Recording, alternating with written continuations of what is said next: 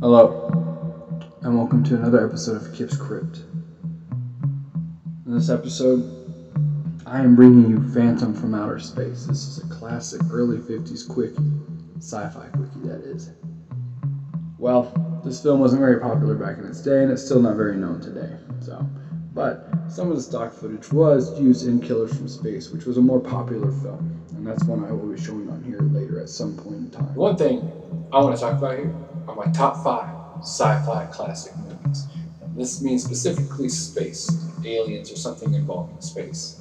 So number 1 is The Forbidden Planet. Number 2, The Angry Red Planet. Number 3, Planet of the Vampires. Number 4, The Crawling Eye or the Trollingbird Terror. And number 5 is The Man from Planet X. Well, let's play it, Phantom from Space. Let's roll it.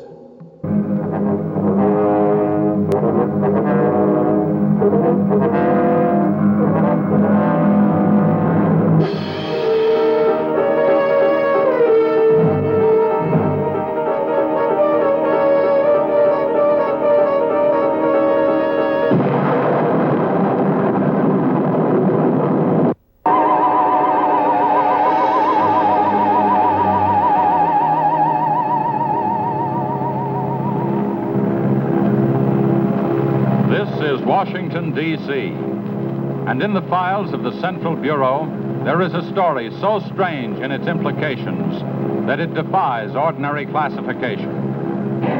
It is the story of a handful of people who, in the course of one desperate night, held back a wave of panic and pandemonium.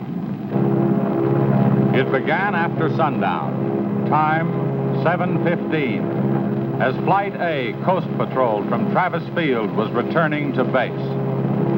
When the nightly Air Force transport pointed north toward Japan via the Great Circle route. While at sea, the Navy and Coast Guard maintained their usual round-the-clock vigil. And from the equator to the Arctic, the radar network swept the skies with eyes that never sleep. Time 7:19. An unidentified object was picked up 200 miles southwest of Point Barrow, Alaska. 7:27. Unidentified object confirmed at Fairbanks, Alaska. Heading south-southeast, 170 degrees. Height, 75,000 feet. Estimated speed, 5,000 miles per hour. White warning. 7:39. Unidentified object 200 miles due west of Vancouver, British Columbia. Course 170 degrees. Height 60,000 feet. Estimated speed down to 3,600 miles per hour. Yellow warning. 7:54. First interceptor flight airborne. Point of interception, 80 miles due west of San Francisco, California. 7:55. Unidentified object past point of interception. Red warning. 8:11. Morro Bay, California. Height, 50,000 feet. Estimated speed, 2,000 miles per hour. 8:15. Santa Monica, California. Height, 10,000 feet. Speed, 1,200 miles per hour. 8:18. All traces of unidentified object gone. Red warning lifted. By 8:25 at the Los Angeles branch of the Communications Commission, reports of strong interference with radio and television reception began to pour in from the beach area. The monitors went to work immediately. Mobile units were ordered to converge on the vicinity of the disturbance. Pinpoint direction finding devices began to trace the trouble to its source.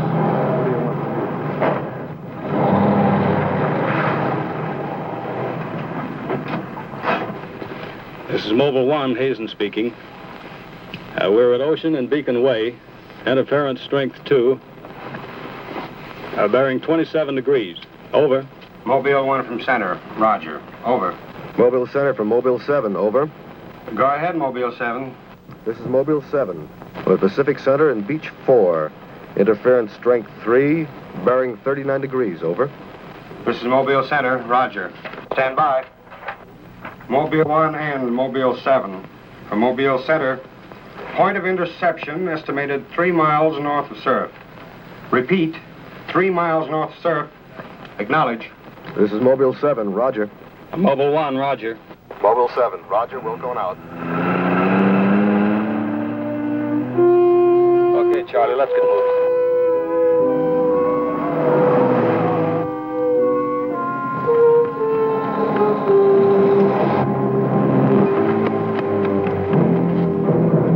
Yes, what is it? Take me to a phone quick. I need an ambulance. What's the matter? My husband and Pete out there in the picnic grounds just above the beach. They've been hurt. Well, this is a communications car. I'll phone it in from here. I'm Mobile 1 to Central, over. Did you make that out, Charlie? Not a word. I'm Mobile 1 to Central. I can't reach you. Repeat. Well, they must be getting us all right. I'm Mobile 1 to Central. Have an ambulance sent to beach at Surf. Emergency. 2 men hurt. Acknowledge. Roger and out. I'm sure they'll be here soon now. Tell us what happened. Oh, this man, he just kept coming at us. It was awful. Who? I don't know. He was wearing a suit like a diver. Hurry, please. They're hurt. Charlie, you better wait here. I'll go down and take a look.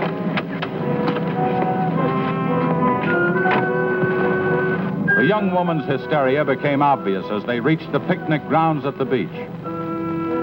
There was no sign of the mysterious intruder, and little could be done for her husband and their friend until the ambulance arrived.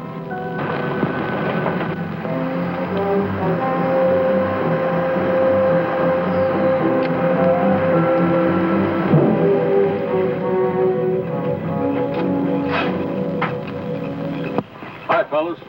How are you doing? Oh, we're just taking another reading now. What happened down there? The police took the girl and one of the guys to the station. What about the other one? Well, he's on the way to the morgue. That was her husband. You're right on the button, Charlie. 44.7. Report back to Central if you find anything else. All right. Charlie, grab that portable and check the beach, will you? Got it right here. I'll pick you up right here in about an hour. Where are you going? Police asked me to drop by the station and sign a report. I'll see you later. If you don't, you know where to look for the body.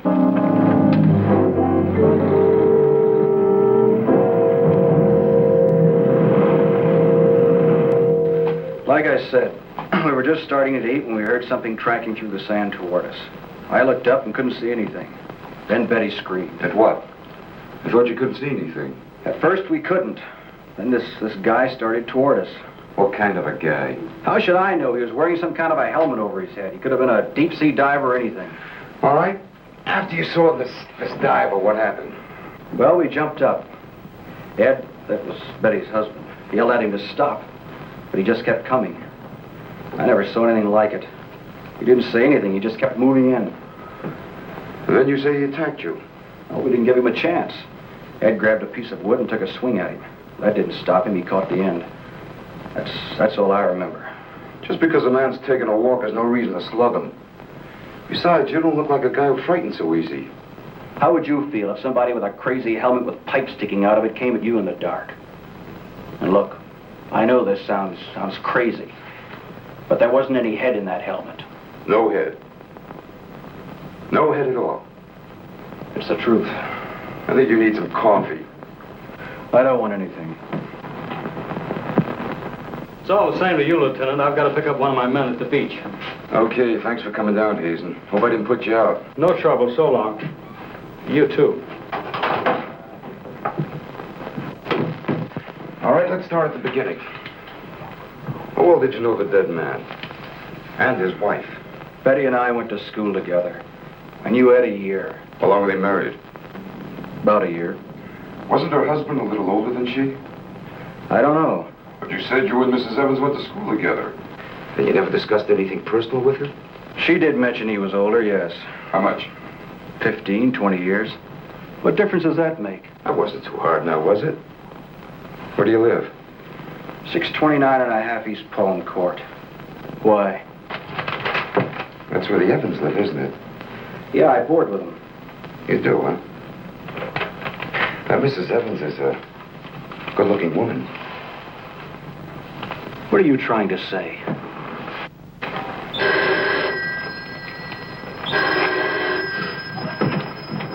Lieutenant Bowers.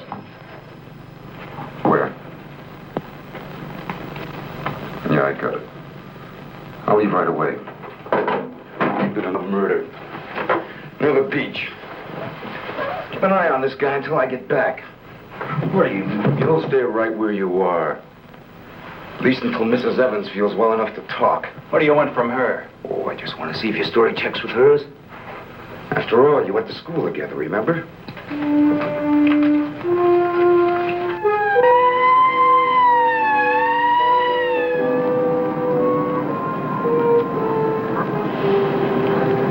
You say there were no witnesses, huh?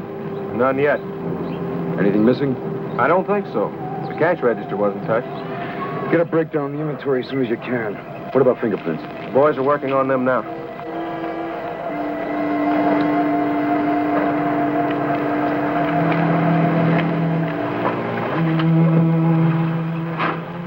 Sorry I'm late. What kept you so long? The lieutenant asked me to hang around a while. What's the score? It looks like one of those things. Pretty girl, older husband, young boarder.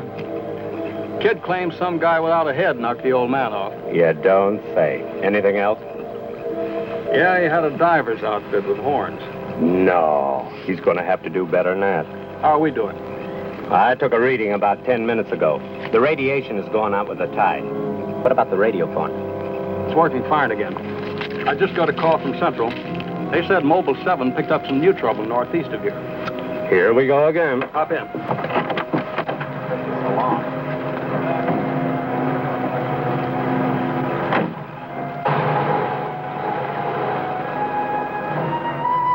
Who reported this murder? There he is there. He lives next door.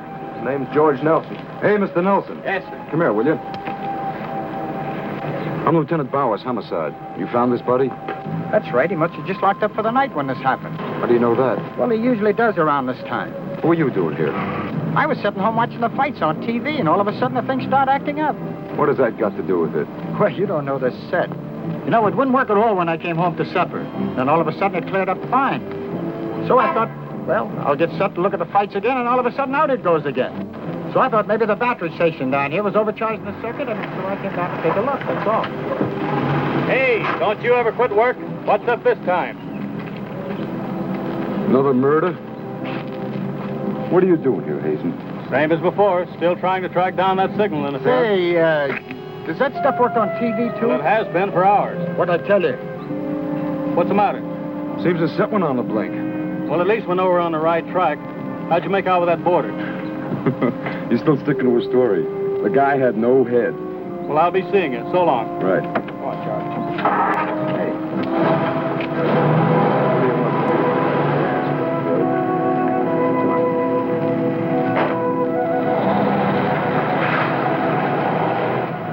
And so the communications team resumed its mission to track the mysterious interference to its source.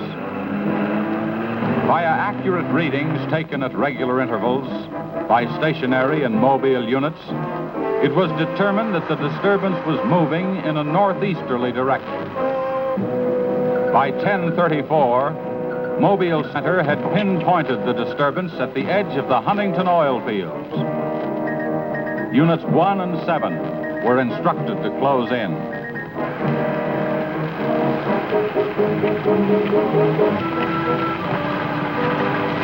Hey, Charlie, do you see what I see? Yeah, the oil field. Let's hope our trouble's burning up. Well, there's only one way to find out.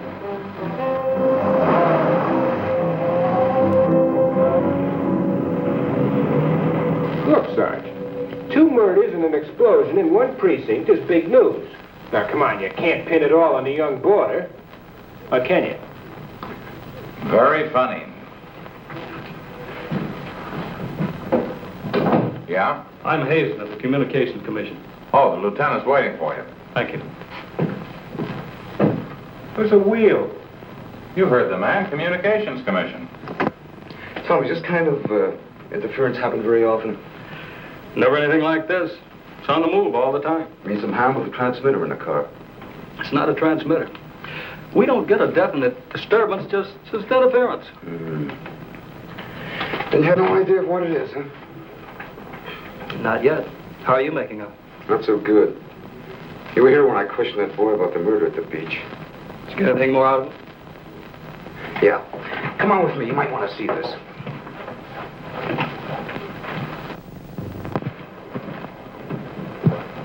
Ah, I see you're just about done. Thanks, you can go now.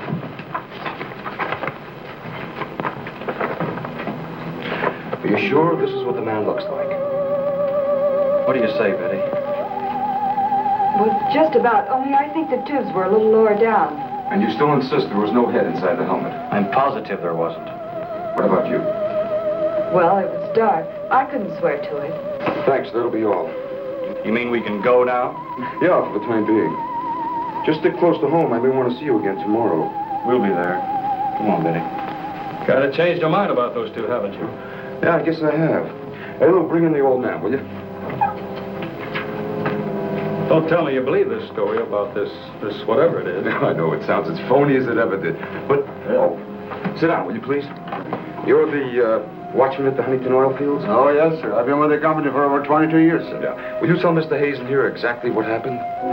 Well, sir, like I said before, I was just closing the gate for the night when I saw this fella coming up. I was never so scared in my life. Yes, go on. Well, it wasn't the man so much as the suit he was wearing. Well, he wouldn't stop when I hollered at him.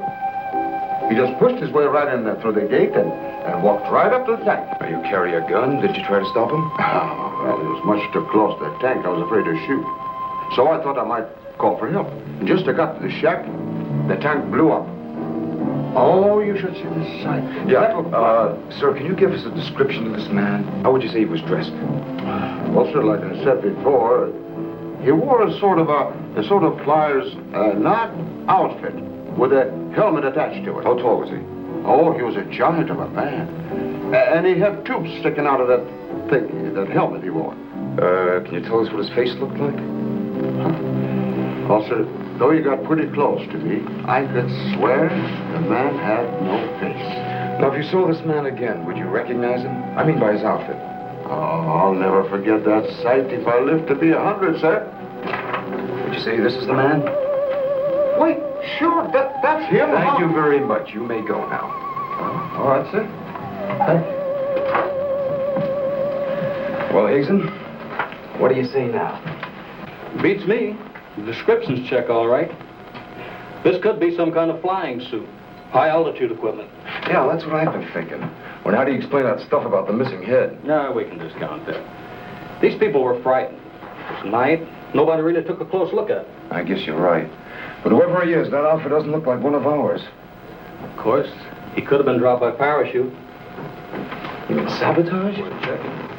I think we better wire a report to Washington and see what they say. Oh, you can use our teletype. I'll tip off the LA police to be on the lookout for something unusual. Hey, wait a minute. What about the press? Oh, I don't think they know too much now. We better keep it that way for a while at least, till we find out whether our friend is still around here. Well, if he is, I think we can find him for you. My hunch is that he's carrying something around that's causing all this disturbance, whether he knows it or not.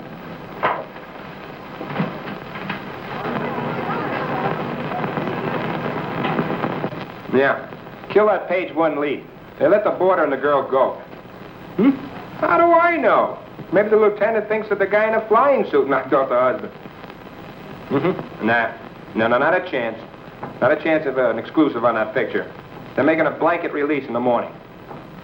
Oh, there's a guy from the Communications Commission in there now. Yeah, I'll call you back later if there's anything new. Okay.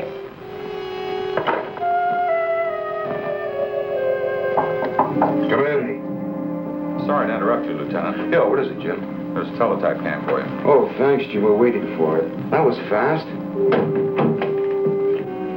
Well, here's our answer. Looks like they never sleep in Washington. Says to contact a Major Andrews, care of Dr. Wyatt, director of the Griffith Institute. Hey, it's kind of late. Man, I'll give him a call. While you're at it, I'll go out the car and check in with Central. Okay.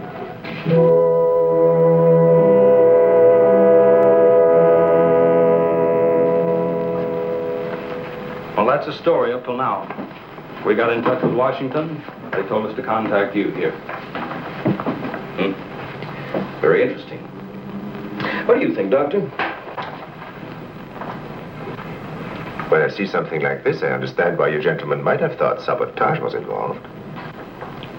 Lieutenant, are you sure there were no traces of this saboteur, this X-man, found after the explosion in the oil field? Fire department went over every inch of the area. Didn't come up with a thing. Well, then there's a strong possibility that he might have perished in the explosion itself. I doubt that. We're pretty well convinced this man is carrying something that's responsible for all the signal interference. According to the last report I got, there was a definite disturbance about 3 miles east of the oil fields, sometime after the explosion. Well, then if he's alive, you should be able to keep an accurate check of his whereabouts. Not that easy. As a matter of fact, we lost contact about 3/4 of an hour ago. Maybe he realized you were trailing him and got rid of whatever he had that was causing the disturbance. In that case, there's nothing much my department can do to help you. I guess it's up to us. Unless you have some suggestions. Well, let me think out loud for a minute. It might just be that what we've been talking about so far, and this phantom, as we'll call him, ties in with what the doctor and I have been discussing. That is very possible. I don't know whether you know it or not, but somewhere around 7:30 this evening, our radar networks picked up an unidentified object off Point Barrow, Alaska. They traced it clear down to Santa Monica before they lost it. Santa Monica? That's where we first picked up our radio interference. Yeah, right at the scene of the murder.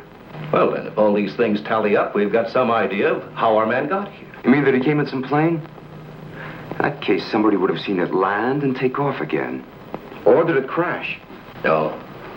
No, we don't think it was a plane. No rocket or jet that has been built so far can attain the speeds of 5,000 miles an hour, particularly for such a great distance. And maybe we're on the wrong track altogether. Couldn't your unidentified object have been a meteor?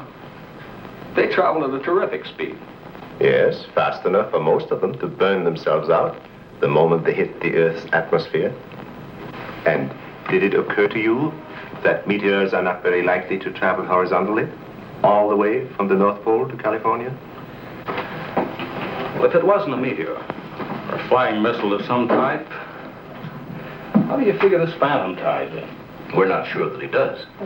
I don't care what you say, but it doesn't make sense to me. Anybody trained in sabotage would stay undercover. This guy's walking around in a monkey suit, killing people. Excuse me, Dr. Wyatt. Is there a Lieutenant Bowers in here? Oh, yes. What is it, miss? There's a Mr. Wakeman from the Chronicle here to see you. Wakeman here? Now, what does he want? Well, there's only one way to find out. Before you go, Lieutenant, I don't believe you have met my assistant, Barbara Randall. Well, hello. Hello. It's Mrs. Randall, Lieutenant. I'll be right back. Barbara, you know the Major? Of course. And this is Mr. The Communications Commission. How do you do? Well, I see you are working a little later tonight than usual. Yes, my husband's teaching a late class, and he won't be able to pick me up for a while. Besides, I had some work to do in the lab. Well, at least you'll have lots of company. All right. So I shouldn't have come up here. But I gotta get your angle on this Beach murder. And your whole department is shut up. Look, Wakeman, will you stop bothering me? There's nothing to say. If you got an exclusive story from that Evans Damon or Board, then you know as much as I do. Yeah, but that still doesn't explain anything about the guy without a head. Come on. Who is he? Your guess is as good as mine. Do you mean you let those 2 kids go without knowing that? I don't buy it. Well, I did. Well, you're still here. That's awesome. I hope you're enjoying this film. So I'm going to take a break from this film during this intermission and talk about another series of films. The Ginger Dead Man. The Ginger Dead Man with Gary Busey. Ginger Dead Man, The Passion of the Crust. And Ginger Dead Man, Saturday Night Cleveland. Which out of my series of sequels, this one's my favorite. I don't really know why, but this one it's a great sequel. Passion of the Crust. I'm going to come back to this one real quick. I do enjoy it. I do remember a different cover. I'm sure it's still out there, I just can't find it. It's with Ginger Dead Man on a crucifix. If anyone knows anything about this cover, please let me know. Definitely one of my favorites. And then Ginger Dead Man in itself with Gary Busey. This one, when I saw this one back in the day, this one really brought in full new movies because I had seen Puppet Master and a few other things, but this one was new and modern and it just caught my attention.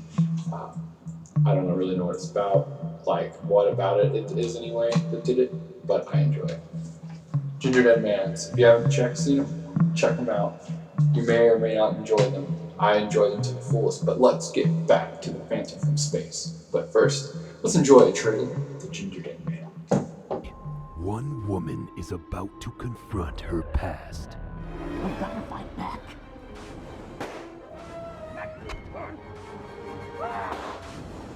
An unforgivable act of violence. It also says here that after they fried him in the chair, they cremated him and sent his ashes to his mother in Coonsboro. Something else was just left at the back porch, too. Must be that gingerbread seasoning. Ah, heck.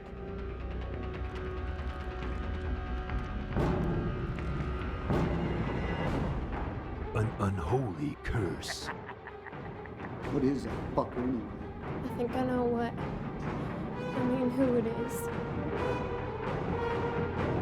It's me, Raptor! Why'd you come and get me? A new kind of cookie. What the hell is that?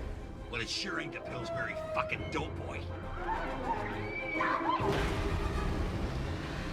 Who are you? Ah!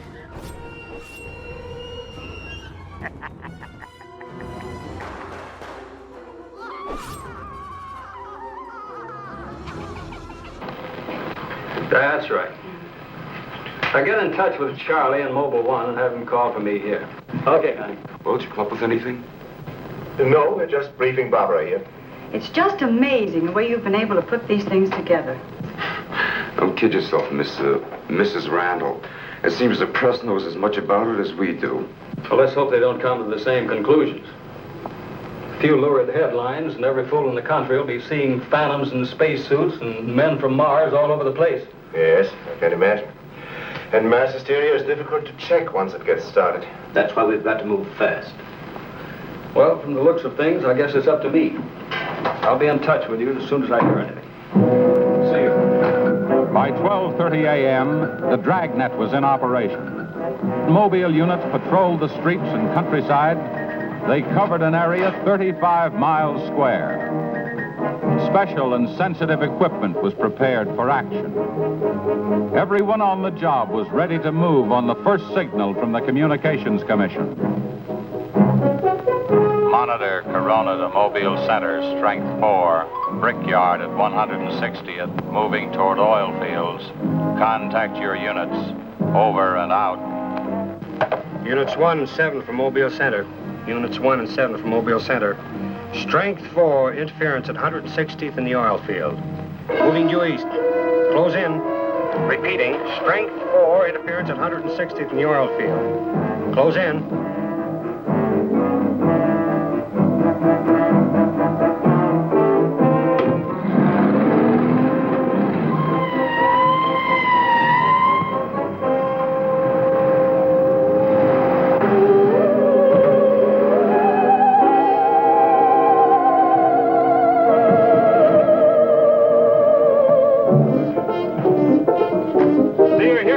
Just got here, trying to set this up. What gives, Hazen? It's in this area, all right. I brought the Geiger counter. Thank you, Doctor. Why don't walk over those oil fields? Well, it doesn't register as far as the oil field. I think we'll do better if we split up, man. Right, Lieutenant. You two go that way. Lieutenant, out here. Vince. Joe, you follow him. Come on, Doctor. And you? Oh, forget it.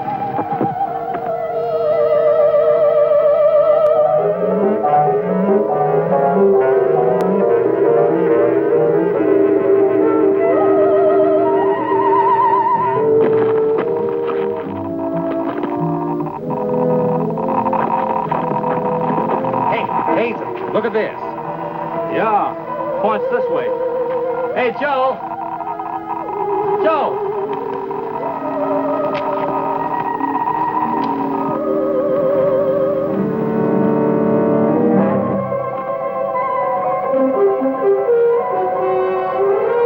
Hazen! Hey, Hazen! 603! Going strong. That's it, Doctor.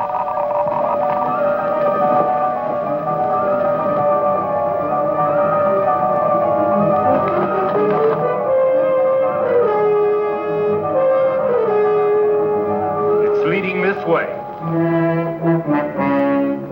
Come on.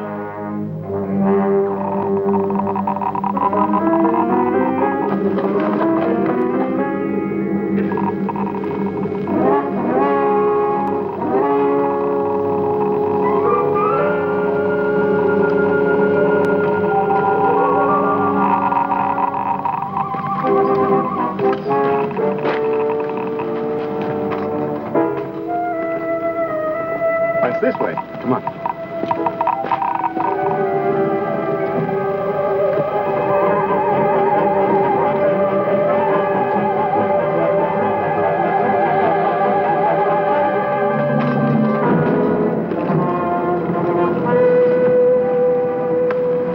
Come on.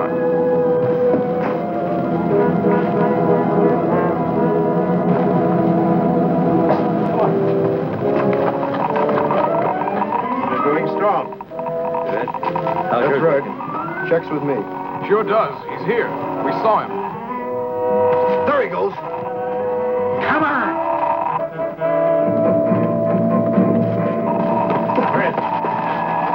Gotta be around here somewhere. Yeah, we gotta get on the roof. Vince, go get a ladder. Look out! Let's cut him off! Come on. They're on here.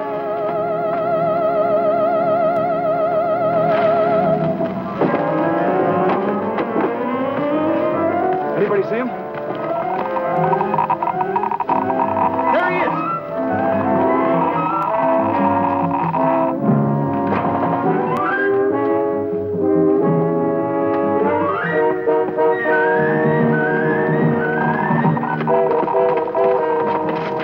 Cut him now. We'll give you 10 seconds to come out of there, starting now. 1, 2, 3, 4, 5, 6, 7, 8, 9, 10. We're going in. Help you guys cover the door. Come on.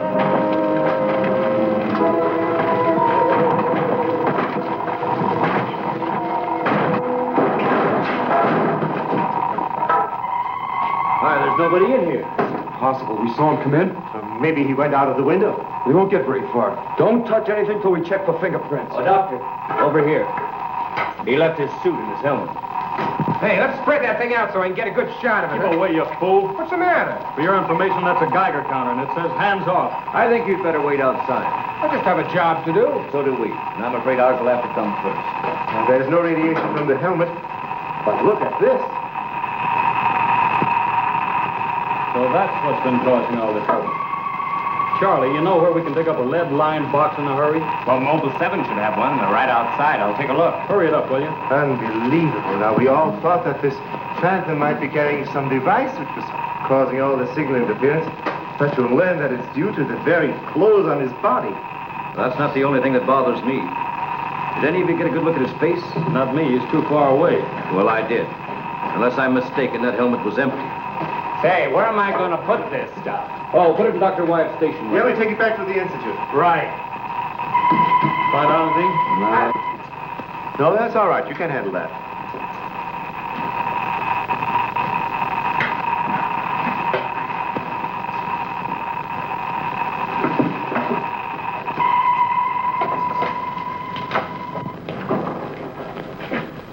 Any luck? Not a sign of him. The boys are still searching the grounds. For what? Nobody knows what he looks like without that outfit. I'll bet on that, Major. The reporter got a flash picture of him, and I just happened to borrow that film. It's on its way to headquarters right now to be developed. Good. Send us a print as soon as you can. Sure. Lieutenant, are you sure you don't want to come with us? We want to make a few tests at the lab. I'd like to, Doctor.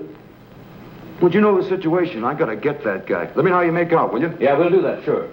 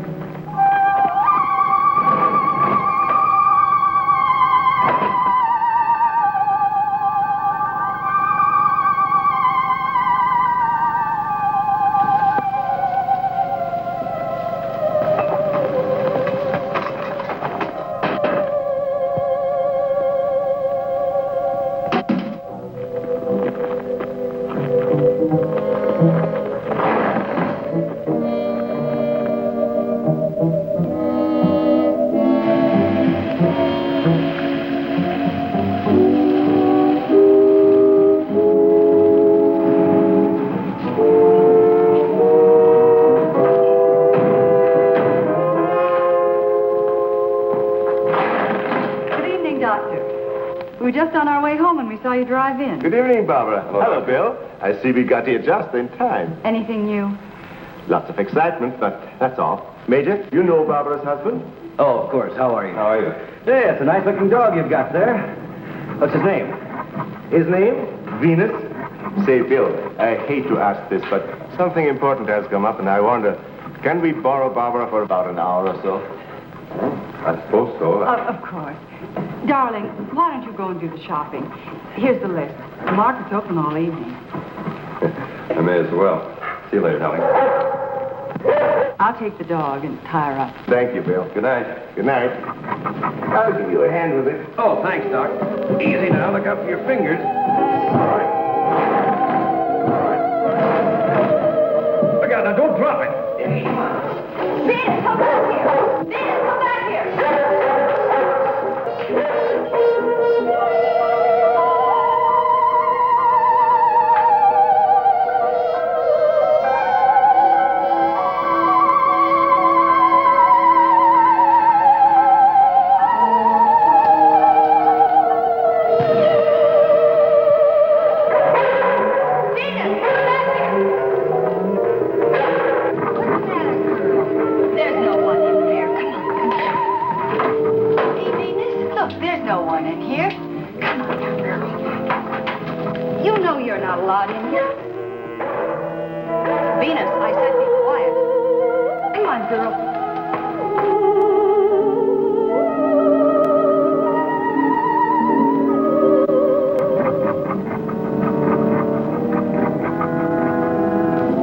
Right here, Venus, and I don't want to hear one sound out of you.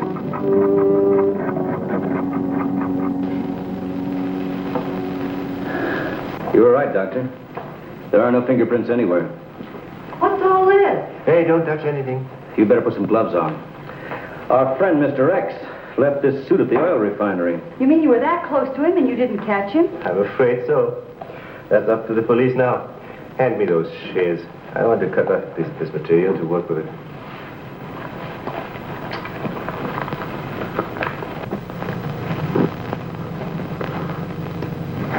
Say, you better have those sharpened. But I just bought them. Well, here, try this knife.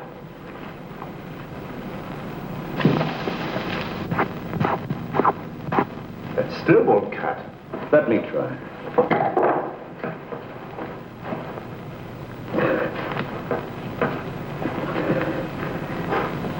This stuff is tougher than nylon. Why don't I try it over a Bunsen burner?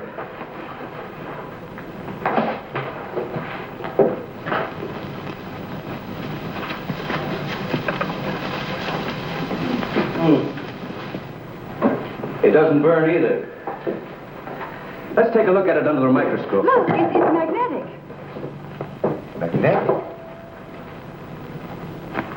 Here, radioactive. And apparently indestructible. Thank you.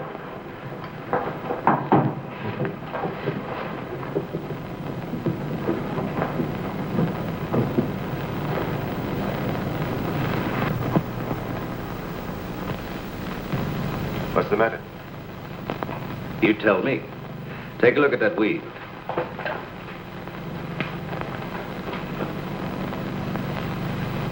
What weed? There is none.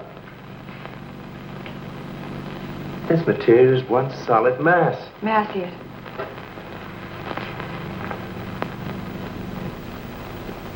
Why, you're right. It must be some sort of plastic. No. I'd say it's a metallic substance of some kind. Well, I've seen a lot of interesting alloys, but never anything like this. Let's try an acid test. All right. Go ahead. Careful now. We'll only take a drop or two. It repels acids like a raincoat repels water. Why, there's no reaction. Well, Major, this looks as though we were going to be here for a long time.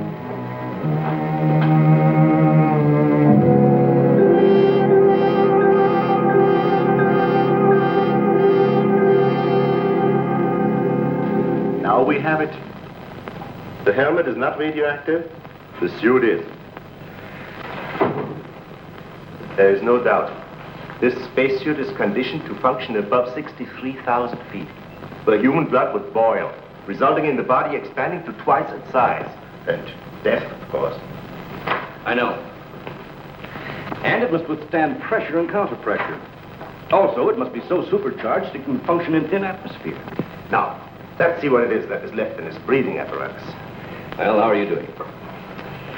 The gas from the helmet tank breaks down to 11% methane. Ordinary marsh gas? What's the rest of the formula? No, that's where I'm stuck. I can't figure it out. It just doesn't respond to any of the usual tests. Well, how could anyone exist on that combination of gases? You and I couldn't.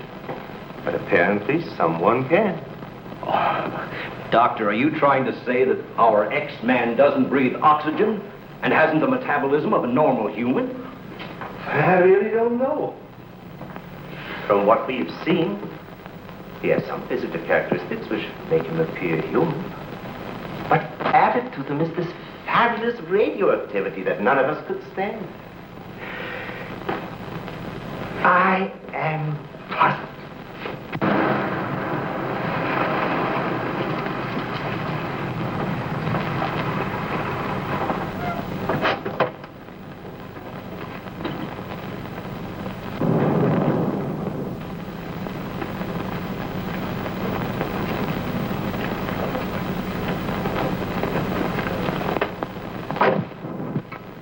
I think the answer lies right here in this helmet. Obviously, he needs it to survive. Otherwise, he wouldn't have risked wearing it where he was sure to be recognized. As it is, he only took it off when he was cornered. But if what you say is true, how can he exist without it now? Let me put it this way. It's like a patient in an iron lung. Sometimes one can be removed for hours at a time without any ill effects. Exactly. And I think the same principle applies here. And that means sooner or later, he has to get his breathing apparatus back or die. I don't understand. Well, I've got an idea. If we were to return this whole outfit to where he left it, he might be tempted to come back for it. Dr. Wyatt speaking? Yes, he's here. No, thank you. Hello, Major. Still at it, huh? Mm-hmm. No, we haven't got a thing, no. The picture? Yeah, hold on. He says the picture the reporter took of our men didn't come out. I was afraid of something like that. With this little intermission here, I want to talk about video rental stores. See, I worked at a movie theater, and then I worked at a movie rental store. And with the pandemic and the fact that everything's gone digital, I am out of 2 jobs within a year. Now, I'm not asking for pity or anything like that. I always find myself on my feet, but I digress. I want to talk about how Hollywood Video was a thing, because I had that Ginger Dead Man DVD with Hollywood Video on it. That used to be my store. It used to be the one I go to all the time. That's where I saw Terror Tunes at, that's where I saw Ginger Snaps at, that's where I saw most of the horror movies I've seen, except for the Friday the 13th. I saw all those at Blockbuster, because when I got into those, I was a little older and I had moved, and Blockbuster was the closest one. Well, I hope you all are enjoying this film. That's my little rental rant. Yeah, rental rant.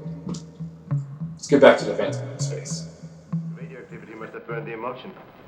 Hello. No, we didn't find any fingerprints at all in his clothes. Did you find any? Not too bad. Hello? Will you wait there, please? We don't know what to make of this either. Have you heard from the communication boys yet? Well, let's hope they turn up with something. Major, excuse me. Hold on a second. Yes? It's Mr. Wakeman of the Chronicle. He insists upon seeing you. He does? Where is he? I told him to wait in the lobby. Good. Hello? And it's our friend from the press is here.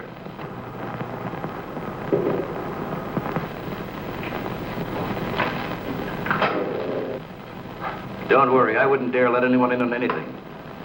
At least not till we get something concrete. Right. All right, I'll see you later. Well, I guess I'd better see this newspaper man. Want to come along, Doctor? I think I will.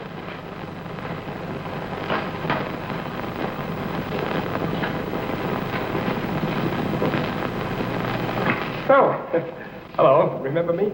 Certainly, yes. A nice lot of gadgets you got here. We think so. What's on your mind? Well, I was wondering if you might let me take a couple of pictures of that suit you brought up here. I'm sorry, we can't do that. Oh. Well, now look, I got a wonderful picture of the guy running in the shack, and the lieutenant stuck his nose in my business, and what do I get? A blank.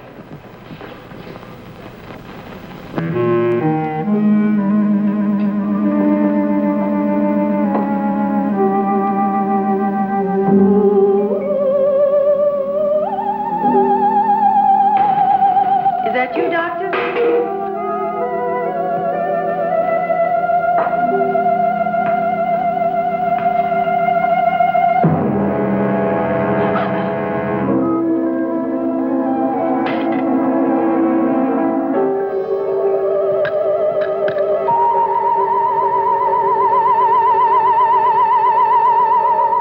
Well, you must have some lead on this guy, otherwise you wouldn't have brought that suit up here.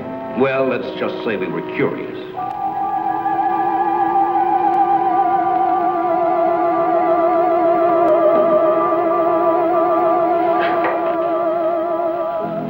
Hello, Bill. Are you back so soon? Isn't Barbara through? I don't know. She's still in the lab. Why don't you go up and see? Thanks, I will.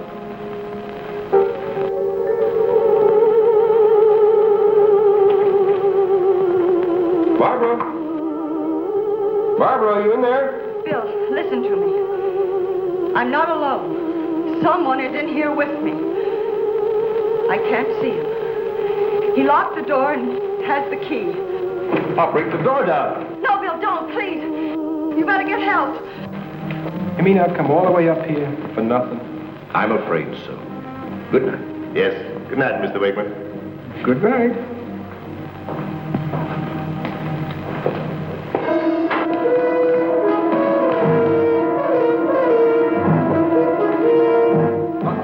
Major, come quick. What's the matter? What's the matter? Where's Barbara?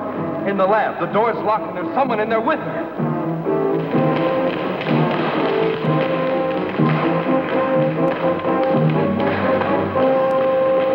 I thought you said the door was locked. What? She's gone. Oh, cover the main entrance. That's the only way anybody could leave. I will. Well, in that case, we would have seen her on our way up. Well, then she must still be in the building. We'd better split up. I'll take the roof. Barbara! Barbara! Barbara! Barbara!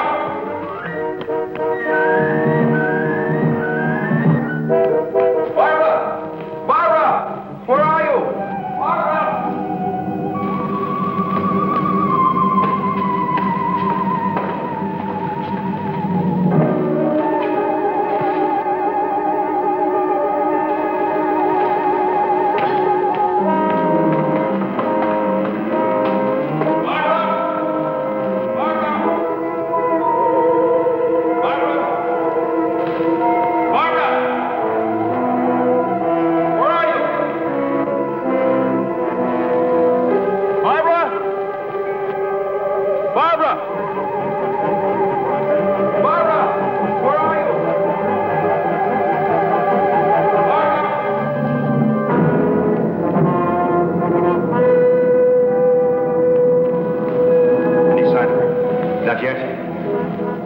Be around here someplace. Now, you stay here. Watch the main entrance. And I'll check the basement. All right.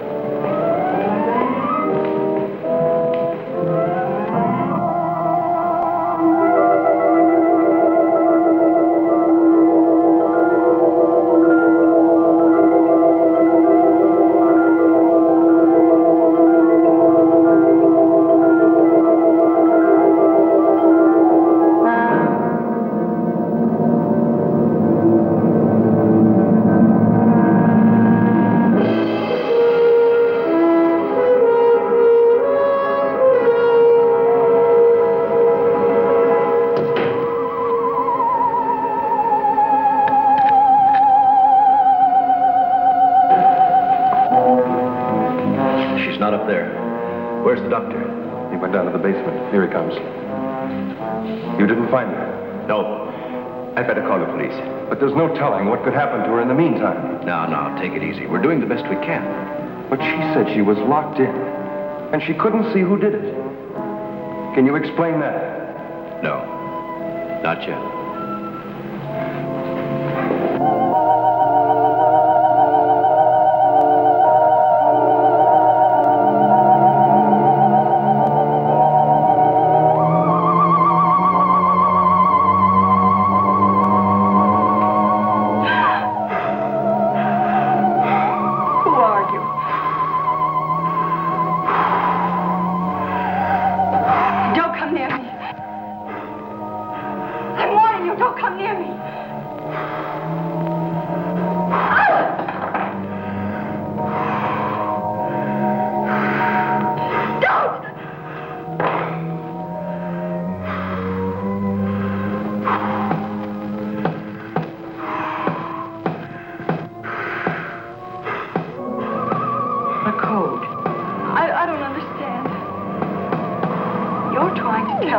To breathe, and there isn't much left in the tank.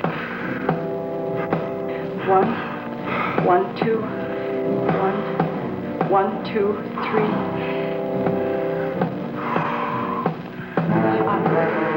I'll write it down.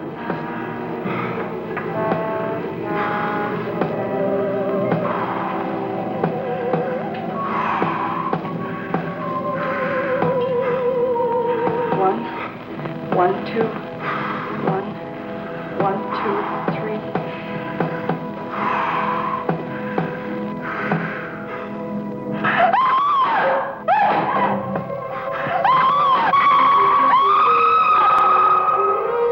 In the lab.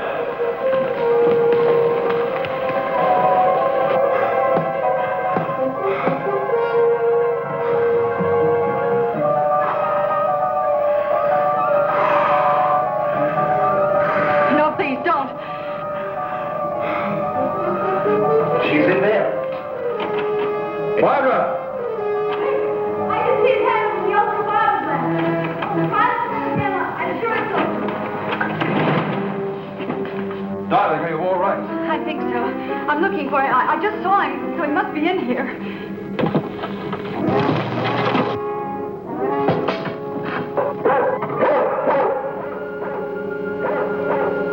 My steady feet to the ground.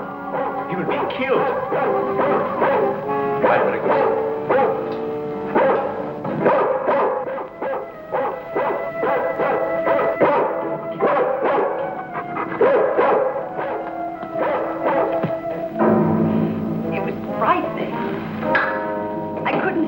I didn't know what to do. Come here, quick! Disintegrating. This is amazing.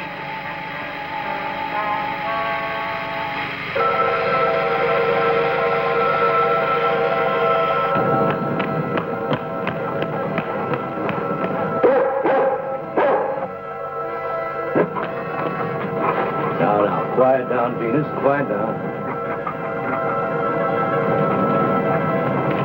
Down.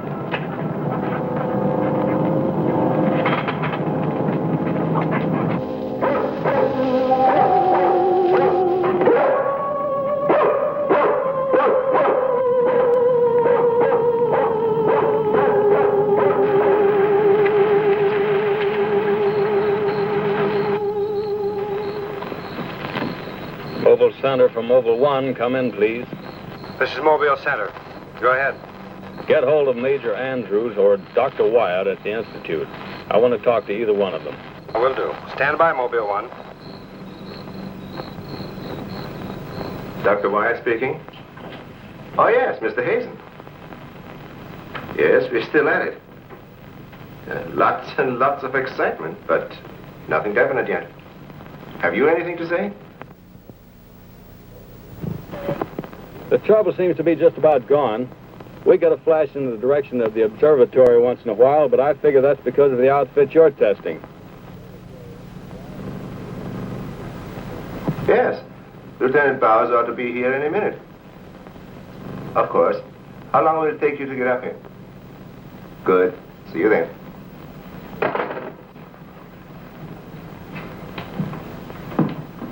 Thank you, gentlemen. Put it down here, please. Barbara, putting that cord in over there. Now you're going to see. I have to resort to ultraviolet light in order to show you what little there is left of the spacesuit. As you can see, it has reduced itself to this liquid and it is in an evaporating stage. The helmet is in the lab and still intact.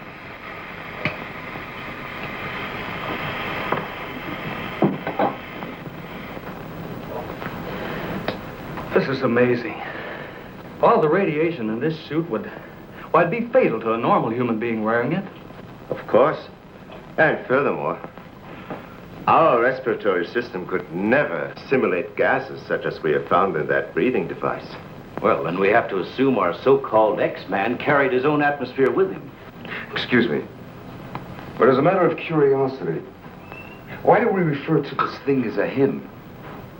I thought it was invisible. Under normal conditions, yes. Yet, Mrs. Randall did see the imprint of a large foot and a masculine hand under ultraviolet light. How do you explain that? I don't know, but the human body is composed of various elements with a carbon base. Like coal? Yes. Now, suppose we maintain the same chemical composition in the body of the X-Man, but substitute silica for carbon. Silica, that's glass. Exactly. Now, it is possible that the body with such a base, if it were subjected to an atmosphere foreign to its origin, might appear invisible to our eyes. Are you trying to say, Doctor, that we're not dealing with a human being? I didn't say that. On the contrary, all the evidence points in the opposite direction. Toward a superhuman, with an intelligence far superior to our own. How can you tell? First of all, Mrs. Randall saw that he has a hand with digits like our own fingers and a thumb opposing. That alone is a sign of intelligence. And he comes from a civilization that has developed adequate space transportation to enable him to travel to Earth. We have nothing yet that can reach even another planet in our own solar system. That could account for the unidentified objects picked up by radar a few hours ago. My theory is that the spaceship, or whatever it was that he came in, operated on the principle of magnetic rather than atomic propulsion, and that somewhere in the outer limits met with a condition where the Earth's gravity pulled it down and it fell into the ocean, and that he managed to save his life and reach shore. You really can pick up any type of communications interference, no matter how weak the signal may be.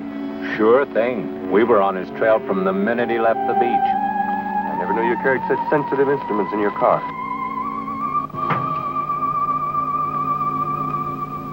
What you told us is very interesting, Doctor.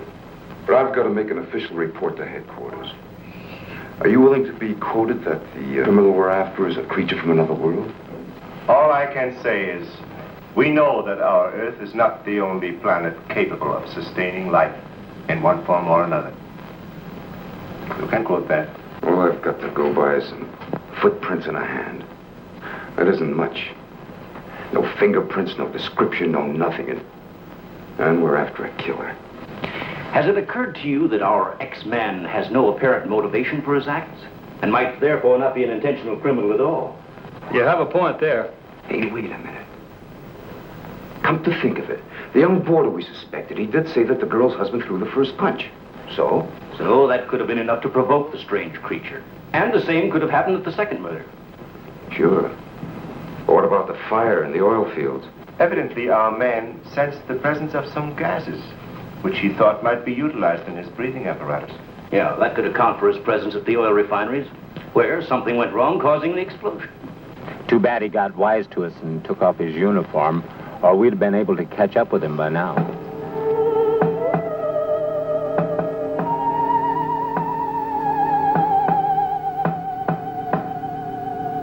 No, he didn't utter a word. but I'm convinced he was trying to convey a message to me. He kept tapping out a code. I wrote it down. Let me see that, please. Doesn't make sense. Well, it may be based on some mathematical system we know nothing about. But he was trying to tell us something. Why did he run away?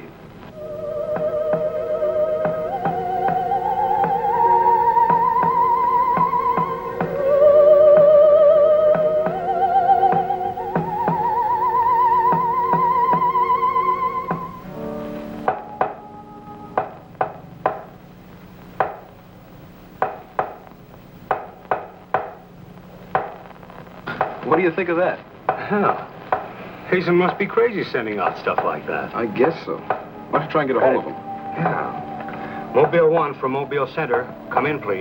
Mobile 1 from Mobile Center. Come in, please. Mobile 1 from Mobile Center. Come in, please.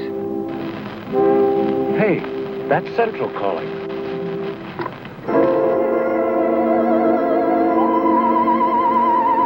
You better stay here by the car. I'll go tell Hazen.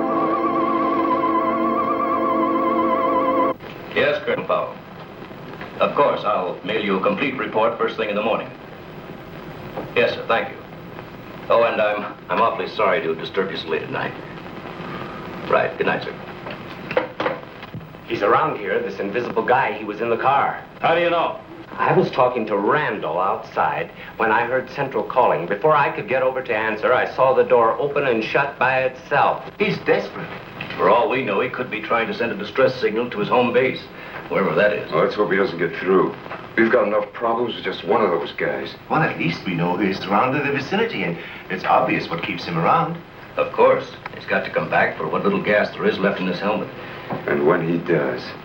Oh, please, the most important thing is to take him alive.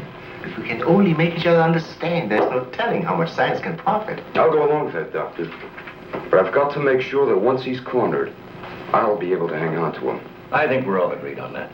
All right, good, then we must see it from his angle. He's in an alien world. No doubt we are as frightening to him as he is to us. Now, the most important thing, then, is to keep calm at all costs and do nothing to provoke him. Immediately, a simple plan to trap the Phantom went into operation. All obstacles to his entry were removed. To erase any possible suspicion, the doors were left unguarded, and inconspicuous electric eye equipment was set up. All this was connected to a makeshift control board, which would immediately signal the exact location of the trespasser. Now, there was nothing to do but wait.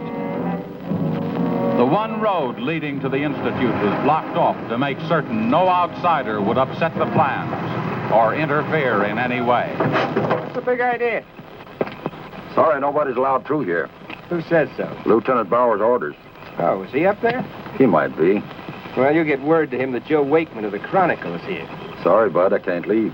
Oh, what about them over there? Hey, you over there. Me? Yeah. Aren't you the guy from the communications outfit? Didn't I see you down at the oil fields a couple hours ago? What of it? You got anything to do with this? Well, you'll have to ask Lieutenant Bowers about that. How can I if he won't see me? That's a good question.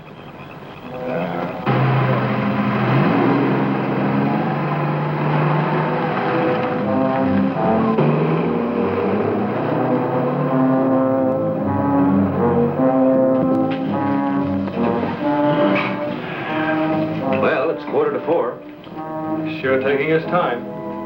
Time is cheap. Yeah, well, how long can you sit on the edge of your chair like this? Oh, dear, if we have to. I only hope this mechanism works. It will, unless he flies in between the wires. I wouldn't take any bets that he can't. Well, if everything else fails, we still have Venus here to help us. You know, I'm certain she sensed his presence before. That's why she carried on so.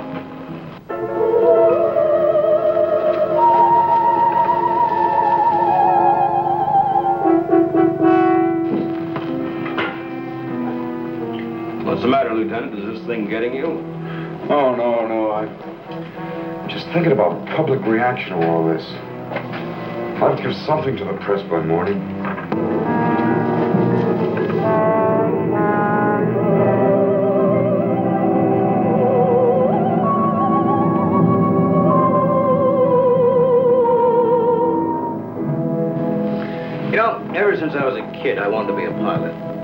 Then after I got my wings and had had 75 missions, I thought I'd seen everything.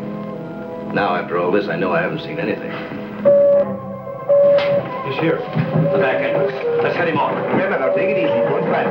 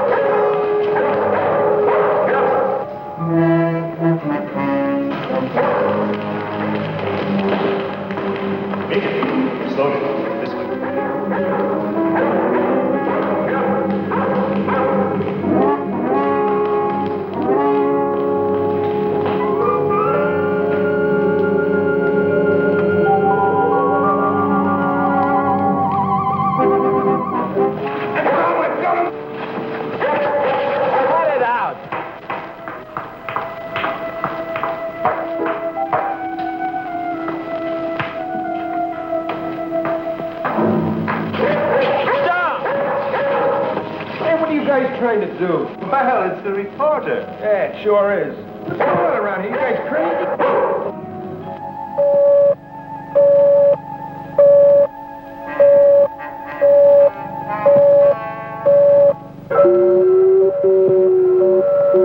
How'd you get in here? Oh, that don't make any difference. Come on, what's up? What's going on?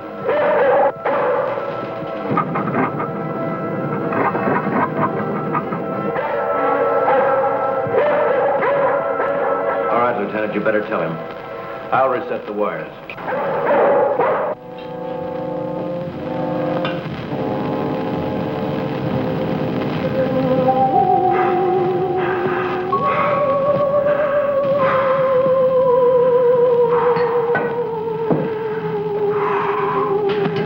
Don't be afraid. We want you to live.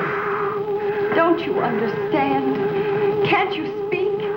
Can't you say something? Anything in any language?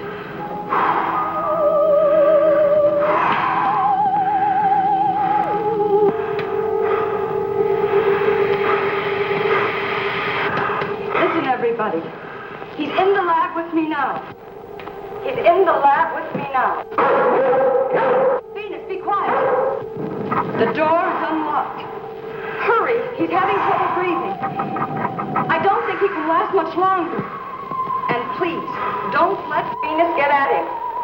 And walk in quietly. Quiet, Venus.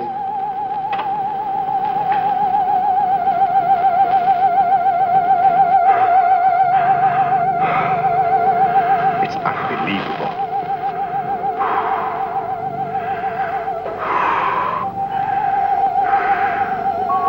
You see, there's nothing to be afraid of. Nobody wants to hurt you. I've tried to reason with him. I feel he understands, but he can't speak. Wait a minute, I'll try his code. I think I remember it right.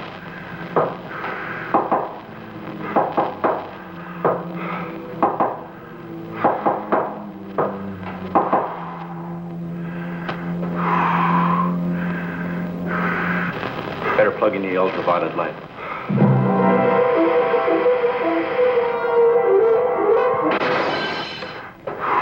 Oh, you scared him.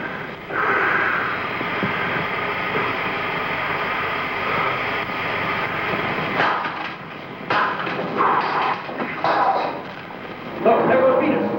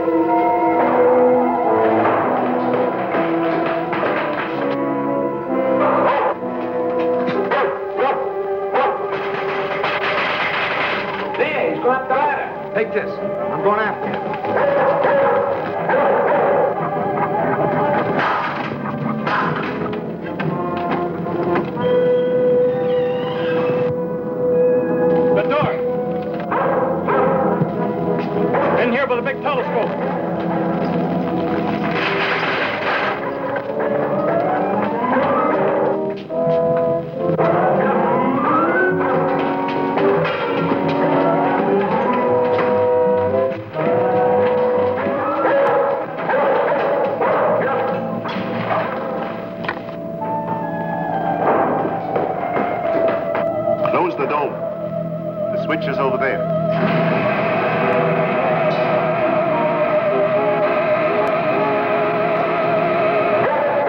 Sense of something. Quiet, Venus. Well, if he's in here, he'll never get out now. Door was closed. This is what I've been waiting for. Please, Lieutenant. This is our last chance. We have to take him alive. Plug in the lamps. There's an outlet here.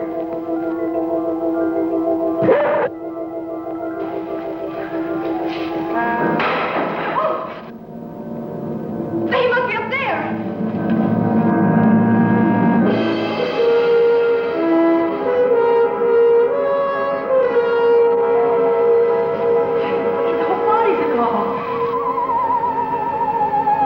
If I hadn't seen this with my own eyes. What do we do now? Stand back.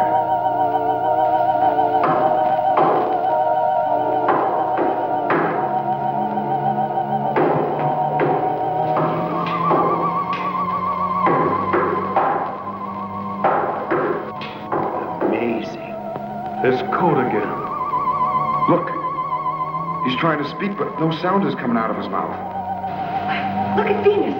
She acts as though she hears him. Yes. Dog can hear sounds that we can. His voice must be beyond the range of the human ear. Maybe he's screaming.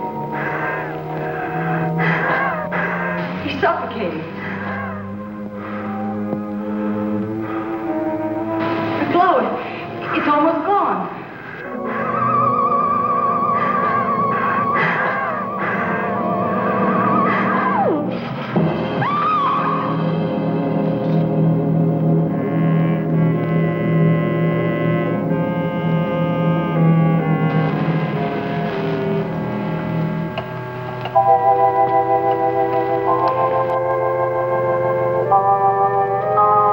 We won't need these lights anymore. In death, he has become visible as a normal body.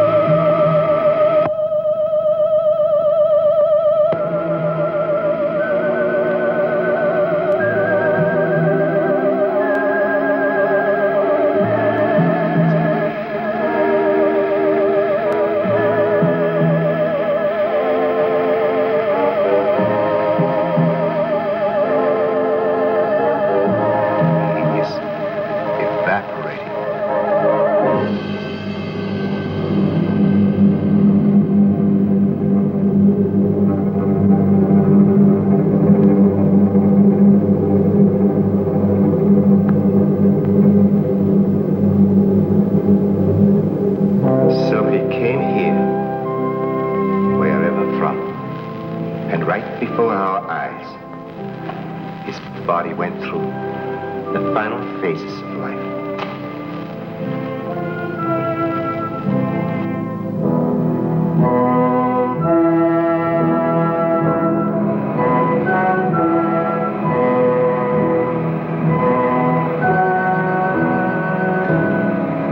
Well,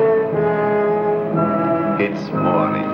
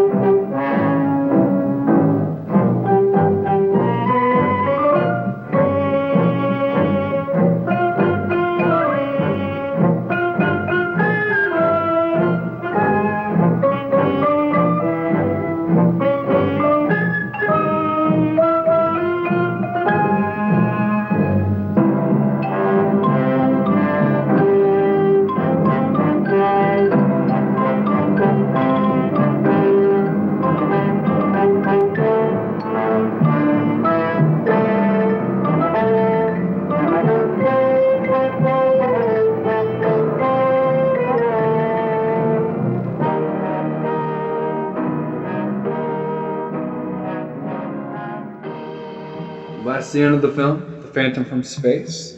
Hope you enjoyed it. Like I said, it's a simple little film back in the quickie era of making movies. It seemed that films back then were more wholesome in the sense that they were trying to be original, mostly because I guess most things hadn't been done yet, or at least not on film, and with a name. Well, I don't have a whole lot more to say. I think I've got my ranting out for the most part of this film. Hope you all enjoyed. Please like and subscribe. Please let me know your top 5 favorite sci-fi movies, and if you have or haven't seen the Ginger Dead Mans, let me know in the comments below. Please like and subscribe. Follow me on TikTok and Instagram. Thank you.